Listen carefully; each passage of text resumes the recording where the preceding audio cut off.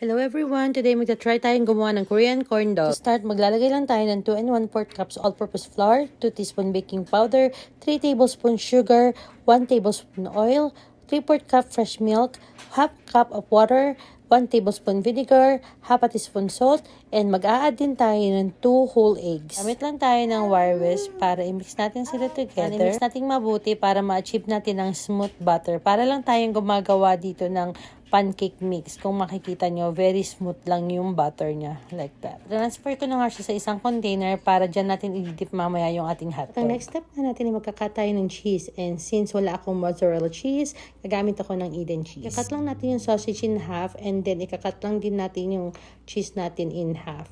And parang ganyan. Tapos gagamit lang ako ng chopsticks. Kasi kapag barbecue sticks, hindi kakayanin kapag idinip natin siya mamaya sa butter. Medyo matrabaho nga lang gawin, pero dahil ni-request ito ng mga bata, ay gagawin natin. Init na nga pala ako ng pan dito at lalagyan ko na rin ng cooking oil. Nasa last step na nga pala tayo ng ating pagluluto. Ididip lang natin sa ating butter at iro-roll lang natin sa ating breadcrumbs. Then i-fry lang natin siya until mag-golden brown. Pag golden brown na nga siya, ay pwede niyo na siyang lagyan ng flavorings na gusto niyo. Yung mga bata gusto nila may ketchup and soup. Ito na isa, enjoy na niya yung may ketchup. Inyo na din. Please follow me for more.